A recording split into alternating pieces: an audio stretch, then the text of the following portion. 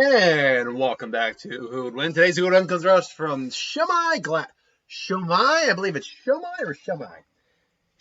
Shomai Glass, who asked the question, who would win the fight? The Babadook, no, you can't get away from the Babadook, versus Slenderman. Slenderman I've done so many times on this channel, I can kind of do it by heart. Granted, I don't know everything about Slenderman, but I know enough about Slenderman to be like, I can do this in my sleep at this point.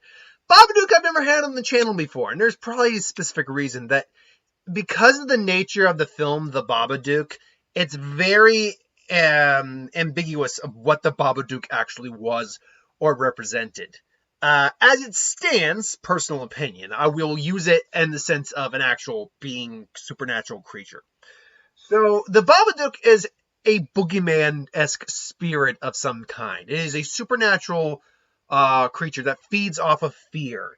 Basically, letting it stir well up inside people, letting it permeate the area until eventually it can take physical form. It takes the form of essentially a pale humanoid creature, sometimes with hair on its face, sometimes not. Long, tall hat, brown coat, or dark jacket, long claw-like fingers. It is capable of possession, capable of inducing more fear, capable of teleportation and phasing. But it doesn't seem to be able to harm someone with its own, like, it can't physically grab someone and choke them out or something like that. It does need to possess someone in order to use them as a puppet. However, it's similar to Pennywise in this: if you can overcome your fear of the Babadook, stand up to the Babadook, then the Babadook loses its power. It's not killed, but it loses its power. That's really all there is to the Babadook, honestly. I mean, it's a boogeyman-esque spirit creature feeding off fear. It's weakened if you stand up to it. There you go. It can only really take physical form when there's been enough fear amassed in the household or amassed by the person they're haunting. So there you go. Slenderman, the debate, I think even today, Slenderman's nowhere near as popular as it was maybe like 5 to 10 years ago. Probably more like 10 to 15 years ago. But Slenderman is still well known. Hell, he even got a movie. And from what I understand, because I didn't go see it, it sucked ass. Yeah. But the Slenderman, it's unknown what the Slenderman actually is. There's plenty of prevailing theories. 3 of the most prominent, and one of them I really like, is a cool idea. But 3 of the most prominent is that he's a alien/interdimensional being of some kind, which would make sense. He takes the form of a very tall humanoid, somewhere between 7 to 9 feet tall, very thin, very lengthy. Sometimes can sprout tentacles, as you can see in that picture. It doesn't appear to have a discernible face, but clearly is capable of either sensing or seeing and communicating in a different way. Apparently, it releases a very high-pitched scream if it actually seems to be like attacked in any way. But A is interdimensional being or alien of some kind. B, or I did say B, I meant A. A, that. B, it's just a supernatural entity, a spirit, demon, whatever. But C is the one I actually like the most. And it's based off an idea of like a collective thought project. And I gotta remember what the name of the thing is, because the candle maker. Because there's the candle maker from Doom Patrol is an entity like this. Not Candle Man, but Candle Maker. There you go. The Candle Maker, DC. Damn it all. Okay, there we go. Candlemaker, Doom Patrol. I always forget the name of what it supposedly is. So the Candlemaker, use an example, is what's known as, it's an extra dimensional. Okay, Egregori. I'm probably butchering that. That's close as I can get. Egregori. And what an egregore is, it's a being born from the collective belief in this being. It doesn't actually exist per se, but it exists through technical interdimensional magical means, but only because so many people believed it. It's basically saying, like, if we believed enough in the spaghetti monster as our god and savior, in theory, through this process, it would come into reality and be a legitimate being. That is another theory and what Slenderman is. It's a being that was born from the collective belief in Slenderman. I like that theory a lot. That's actually a really cool theory. I like those kind of far out theories a little bit. Nothing too outrageous, but far out theories that make sense. But anyway, Slenderman himself, it tends to like to kidnap people, particularly children. It has a fondness for children. We're not certain why exactly. Maybe he's just lonely. Maybe Slenderman's not even a bad guy. But most likely he's not friendly, per se. At least not towards adults or people who actually attack him. Because Slenderman, despite his frail build, is actually very physically powerful. Its tentacles can wrap and attack people. It's capable of causing similar insanity to something like something along the lines of Pennywise can do. Though not to the same effect, where just gazing upon Pennywise's dead lights might just kill you instead of driving you crazy. It's not the same effect with Slenderman. Slenderman doesn't kill you just by psychologically messing with you, though theoretically it can.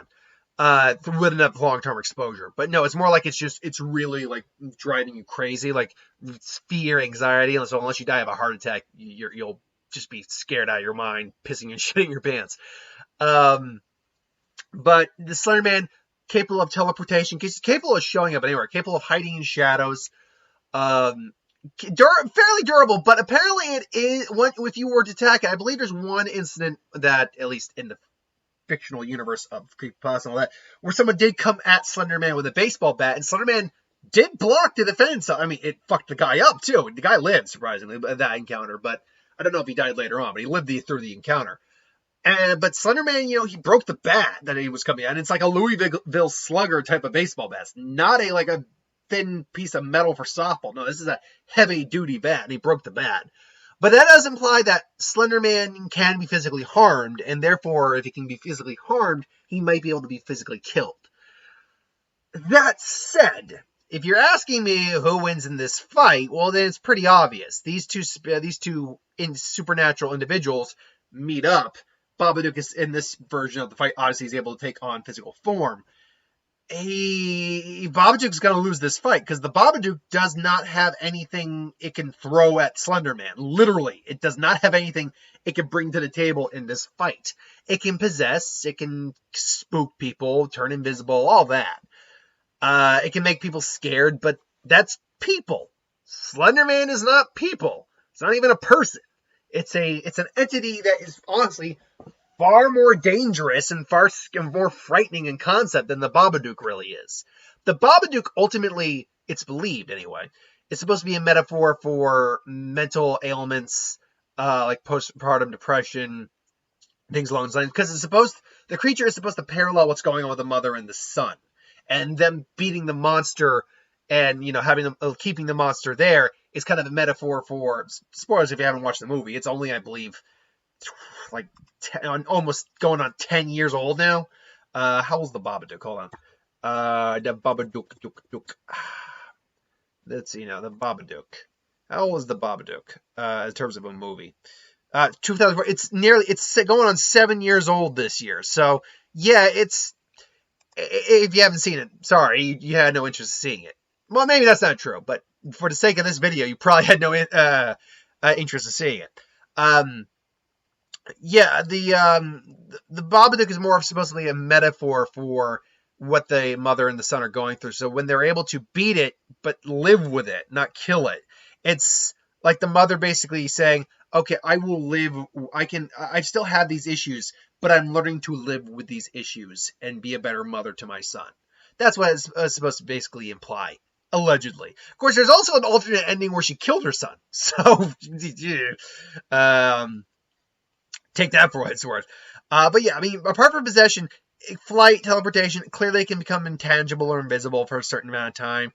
Shape-shifting, you can do that too. It turned into her husband at one point, her dead husband, but none of that would really matter against Slenderman. Slenderman is a supernatural being on a much higher scale of power and, ability to manipulate its world around it than the Babadook is. The Babadook actually needs very specific sets of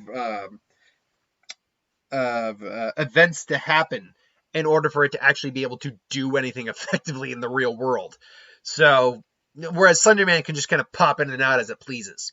So I go Slenderman in this fight. What do you say? You say Babadook or Slenderman? Am I completely wrong on the Babadook? Is the Babadook the end all be all of all supernatural monsters? Does he make the boogeyman wet his pants? Does Slenderman finally scream and terror show its face when the Babadook shows up? I don't personally think so. I don't even think the Babadook's the end all be all. I don't even think Slenderman's probably the end all be all of supernatural horror monsters. As you probably guessed on this channel, because I don't, even though I've had a lot of creepypasta requests, that I will eventually get to all of them. I am not a big creepypasta fan. I was never one of those creepypasta individuals. I love the SCP Foundation. That kind of shit's my jam. But the creepypasta stuff really wasn't my cup of tea. I mean, if you love it, and if you still love it to this day, God bless you. Absolutely. We all have our likes and dislikes. It's okay to disagree on some things. But yeah, Slenderman, I won't stick my head in the sand if I think creepypasta is going to win over something else. So Slenderman, yeah, would win this fight in my opinion. But that's just my opinion. What do you think in the comments below? Do you think Babadook wins? I think Slenderman wins. Let me know. But until then, thank you for watching. I hope you enjoy. Like, comment, share, subscribe. As always, you want us to review something, put in the comments below. Let us know. We'll do a review of it at some point. Hit that bell if you want notifications. Ideas for who would win Star Wars, Super Hero, Magic, What If, Green Lantern videos, or Lanticore videos, Pokemon Team videos. The works, put in the comments below. But it is the week of What If, so I still have a What If I got to do today. I'm also pre-recording at minimum one video for tomorrow. We'll see. I don't know if I'll do both the What If and the Lanticore video for tomorrow. I'm definitely doing the Lanticore video because I know that one's going to take less time to do. We'll see what happens. I first got to do today's What If. So thanks for watching, and I'll see you folks next time. Later!